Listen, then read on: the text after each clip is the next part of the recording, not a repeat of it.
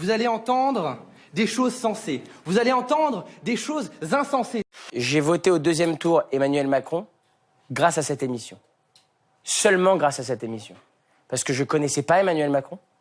Et je savais pas d'où il sortait ce mec. Et je me disais, ok, pourquoi pas. Et quand je l'ai vu ici, réagir avec les enfants, être sympa, jouer le jeu, aller au tableau, tu comprends, et aller au bout du truc, j'ai trouvé que c'était le plus sincère.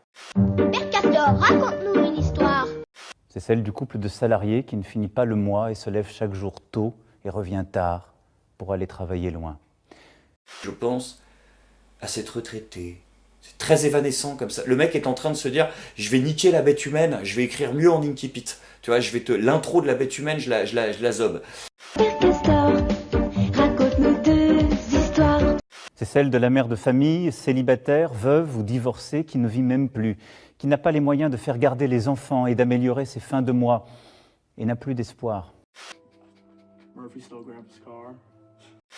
C'est celle des retraités modestes, qui ont contribué toute leur vie et souvent aident à la fois parents et enfants et ne s'en sortent pas. Bon alors là, clairement, il nous utilise un petit storytelling pour essayer de nous ravoir en fait individuellement. Soit on connaît la situation qu'il est en train de décrire parce qu'on la vit, soit on connaît forcément quelqu'un qui la vit, et il va essayer en fait de regrouper et de rassembler comme ça autour de lui, comme si lui aussi faisait partie du clan, du groupe et de ces personnes qui ont ces mêmes problèmes. Le salaire d'un travailleur au SMIC augmentera de 100 € par mois dès 2019, sans qu'il en coûte 1 € de plus pour l'employeur. Ne suis-je pas d'une grande clémence ? Mais en fait, il s'agit uniquement de la hausse de la prime d'activité qui se fera à la charge des contribuables et non pas des entreprises et qui coûtera beaucoup d'argent à l'État, ce qui se fera certainement au détriment des services publics que ne cesse de casser le gouvernement depuis qu'il est au pouvoir. Malaise des territoires, villages comme quartiers, où on voit les services publics se réduire et le cadre de vie disparaître. Ils appellent réforme des régressions. Nous régressons sur tout. Et d'ailleurs, il l'avoue, vous vous souvenez de Kessler qui disait, il parlait de Sarkozy, il parlait des mesures de Sarkozy, ça partait dans tous les sens. Il disait, vous comprenez pas, vous vous dites que c'est incohérent. Mais moi, je vais vous dire la cohérence de ce que fait Sarkozy. C'était l'ancien patron du MEDEF. Et il disait, donc il l'avouait, il dit, je vais vous donner la cohérence. La cohérence, c'est de détruire tout ce qui a été institué lors du Conseil national de la résistance, donc la sécurité sociale notamment. Donc le plan, c'est ça, c'est de faire de la sécurité sociale un centre de profit comme aux États-Unis. Quand a-t-on augmenté le SMIC d'un niveau de 100 €? Quand est-ce que ça a été fait récemment? Est-ce que vous avez un exemple récent à évoquer? Ne suis-je pas d'une grande clémence ?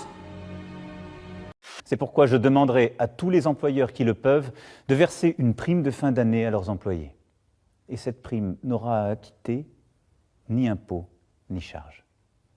À la suite de la déclaration du président de la République, Altice France a décidé l'attribution d'une prime exceptionnelle de solidarité de 1 000 € à ses salariés en France. Tiens, mon fidèle. Ah, grand merci, Seigneur Huppert. Les multinationales ne renonceront jamais au pouvoir exorbitant que leur offrent les tribunaux d'arbitrage. Elles peuvent compter sur les meilleurs cabinets d'avocats d'affaires du monde pour les défendre et leur rappeler les traités de libre-échange signés par les États dans le passé.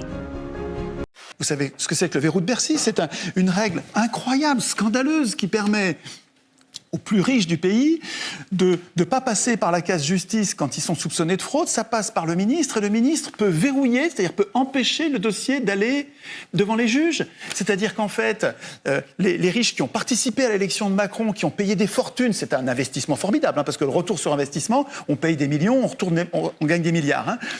Ces gens-là sont à l'abri. Mon seul souci, c'est vous. Mon seul combat, c'est pour vous. Le président de la République n'a pas convaincu les gilets jaunes réunis dans cette salle des fêtes. Qui est beau pour continuer, pour adapter ça. Je vis un rêve éveillé, les amis. Chaque jour, vous mettez, chaque semaine, un peu plus, le pouvoir, il vous mange dans la main. La semaine dernière, le Premier ministre, bram, qui s'en est pris une, qui arrive avec ses vieilles propositions, qui se les repris dans la gueule. Et là, hier, le président qui arrive, qui fait les propositions, les gens le regardent, lui disent non. Là, ce qui est formidable, c'est que vous refusez des représentants dont vous êtes complètement insaisissables. Ça vous rend complètement invulnérable. Ils n'arrivent pas à négocier. Et si en plus, en arrière-plan, rond-point par rond-point, vous avez une idée, pas un homme, comptez pas sur un homme, ou une femme, je veux dire, comptez pas sur une personne qui serait vertueuse. Vous avez une idée que vous avez décidée centrale. On veut instituer nous-mêmes notre puissance politique pour décider ensuite de notre destin point par point sur toute matière. Si c'est l'idée qui est le ciment, mais vous devenez invulnérable. Moi, je suis un républicain et ce que je défends, c'est la souveraineté du peuple et c'est la défense aussi du patrimoine de la France qui est en train d'être bradé à l'heure où nous nous parlons. Il y a des amis de M. Macron extrêmement proches de lui qui sont des banquiers internationaux, dont M. par exemple Bernard Mourad qui vient d'être nommé à la tête de Bank of America France, qui est en train de vendre Aéroport de Paris, qui est une entreprise rentable pour l'État, qui rapporte à l'État. Il s'apprête aussi à vendre la Française des Jeux et beaucoup plus grave, il s'apprête à vendre les barrages.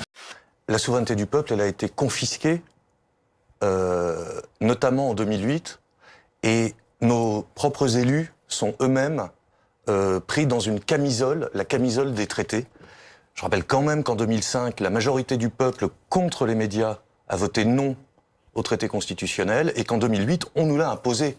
C'est plus de la démocratie, ça. Ça s'appelle comment? Ça a quel nom? Je sais pas le nommer, ça. La ADP et la Française des Jeux vont être privatisées, c'est déjà connu, ce sont des décisions qui ont été annoncées. Absolument. Qui ont été annoncées je vous ai pas interrompu. Donc je vous ai pas interrompu, laissez-moi terminer. Vous avez des obsessions, monsieur, qui sont des obsessions. Non, c'est pas une obsession, monsieur. Il en va de la République et du patrimoine de la France. Les revendications portent sur des mesures qui sont empêchées par les fameux 3% de la Commission européenne. Macron ne peut pas faire autre chose que ce que lui impose l'Union européenne. Tout le mal qu'il nous fait est demandé par l'Union européenne. Les GOPE, les grandes orientations de politique économique, demandent la privatisation de la sécurité sociale, la baisse des retraites, la baisse des allocations chômage, la suppression des CDI. Tout ça est programmé dans les institutions européennes. C'est un carcan qui s'impose. Et je pense que nous avons humilié Macron tous ensemble sur un point, c'est qu'il n'est plus, à partir d'aujourd'hui, le champion de l'Europe. C'est terminé. Le peuple n'est plus souverain et le plus haut échelon de la souveraineté nationale, c'est la présidence de la République, c'est certainement pas la Commission européenne, composée de gens que personne ne connaît, qui n'ont pas été élus et qui en général travaillent pour les banques. Il en va du patrimoine de la France, de la richesse des Français, et c'est même le fond du problème. Monsieur, parce qu'on peut parler de mesurettes autant qu'on voudra. Présentez-vous aux élections, monsieur, c'est plus simple. Mais je vous assure. Est-ce que vous pensez que les gilets jaunes sont forcément illettrés ou incultes? Est-ce qu'on n'a pas le droit d'être un simple citoyen et d'avoir une pensée politique et de s'intéresser à ce qui se passe autour de nous? Les gilets jaunes que je vois régulièrement ici même, ils parlent pas comme vous. Parce que vous êtes un faux gilet jaune, je vous dis. Moi, je pense qu'il y aurait quelque chose de très populaire à faire. C'est de supprimer la redevance télé. Et ça, beaucoup de gilets jaunes sont des gens qui regardent la télé parce qu'ils n'ont pas beaucoup d'autres distractions dans la vie. Vous parlez comme un militant politique. Vous me demandiez de pas me dire. Ça trompe aucun. Je vous parle comme quelqu'un qui lit des livres, qui s'intéresse à la politique. Je vous parle comme un citoyen républicain qui est pour la souveraineté du peuple. Je ne veux pas renverser le pouvoir, je veux rendre le pouvoir au peuple, monsieur. Vous devriez avoir honte, vous n'êtes pas un vrai gilet jaune. Je suis un vrai gilet jaune, je réfute votre accusation. Vous n'êtes pas un vrai journaliste, alors on peut s'en envoyer.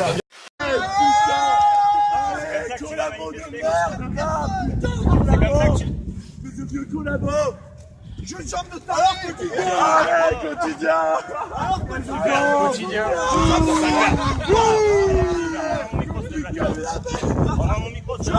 On va rétablir le Moyen-Âge, parce que le boulgour ça casse les couilles. On va rétablir la viande, on va rétablir la France aussi. Les groupuscules identitaires d'extrême droite apportent parfois des drapeaux régionaux ou glorifient certains symboles, comme ce casque spartiate. Là, c'est typiquement un drapeau d'extrême droite marqué d'un sceau nationaliste révolutionnaire.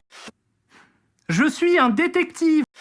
Mais pourquoi manifeste-t-il? Cette extrême droite-là souhaite provoquer pour créer du désordre, pour que la population appelle à l'ordre. Et donc qu'il y ait un ordre militaire qui s'instaure, ou un ordre dictatorial qui s'instaure. Dessiner aussi le marteau et la faucille et le sigle PCM, comme parti communiste maoïste. Là, c'est provoquer le désordre pour que la population se rende compte qu'une démocratie n'est pas un système démocratique et appeler à la création d'un État prolétarien, donc instaurer la dictature, mais pas une dictature militaire, la dictature du prolétariat. Mais de quoi tu parles? La plupart des gens, ils veulent un monde nouveau, quoi, où il y ait plus de pouvoir pour les citoyens lambda, si vous voyez. Parce que les gens qui nous représentent, ils sont déconnectés de nos réalités. Je veux aussi que nous mettions d'accord la nation avec elle-même sur ce qu'est son identité profonde, que nous abordions la question de l'immigration. Il nous faut l'affronter. On va se bagarrer là-dessus, c'est idiot. De toute façon, on peut rien changer. C'est pas là-dessus qu'il faut se bagarrer. Il y en a qui sont contre l'avortement, d'autres qui sont pour l'avortement, d'autres qui sont pour la peine de mort, d'autres qui sont contre la peine de mort. Et je sais, moi, le nombre de sujets législatifs sur lesquels on va se déchirer, inutilement, puisque de toute façon, nous sommes impuissants. La priorité, ce que je dis, c'est vraiment un mot important. Je dis notre cause commune. La cause commune des gens de gauche à droite, de l'extrême gauche à l'extrême droite, du centre, de ceux qui ne font pas de politique, notre cause commune, c'est notre impuissance politique. Au lieu de réclamer seulement des baisses d'impôts, plus de salaires, l'arrêt de la destruction des services publics, au lieu de s'en tenir aux conséquences de leur impuissance politique, ils commencent à penser aux causes de leur impuissance politique. Et il y a une solution, c'est d'écrire nous-mêmes la Constitution. Et si vous faites des ateliers constituants, vous êtes un gauchiste avec un mec de droite, un gauchiste, c'est comme ça que les gars de droite appellent les gens de gauche. Et puis, comment les gens de droite ils appellent les fachos. Vous mettez un gauchiste et un facho, vous les mettez ensemble dans un atelier constituant, mais ils vont pas se disputer. Vous allez voir que la plupart des règles qu'il va falloir décider, comment on désigne les acteurs, comment on les contrôle, comment on les punit, comment le peuple garde la main en écrivant des référendums d'initiative populaire, quel référendum d'initiative populaire. Mais le gars de gauche et le gars de droite, ils ont le même besoin d'être protégés contre les abus de pouvoir. Ils se sont trouvés alors que tout les opposait. À gauche, Chris le lepéniste. À droite, Cyril le mélenchoniste. Et ma légitimité, je ne la tire d'aucun titre, d'aucun parti, d'aucune coterie. Je ne la tire que de vous, de nul autre. Un pas de famille, ça s'embrouille toujours sur la politique, c'est un truc de fou. Il y a un type qui est de droite, un type qui est de gauche, ça va forcément s'engueuler. Là, vous arrivez à mettre 400 personnes, il n'y en a pas un qui parle de politique. Monsieur Macron, en fait, tout ce qu'il a réussi à faire, c'est à mettre tout le monde d'accord, quoi. Que le problème, c'est lui et son gouvernement, quoi. Ça, c'est clair, ça. Macron a incarné le bouc émissaire. L'idée du bouc émissaire de René Girard, vous savez que je suis un girardien convaincu, c'est que la société entière est basée sur le mimétisme, ce mimétisme engendre des violences, et que la société a besoin de canaliser, donc pour faire corps et se définir comme société, elle a besoin de canaliser cette violence à intervalles réguliers en désignant une victime aléatoire et expiatoire, et qui est souvent une victime désignée parmi ceux qui passent pour les plus doux ou les plus faibles. Et Macron, en ne parlant pas, a incarné cela. Où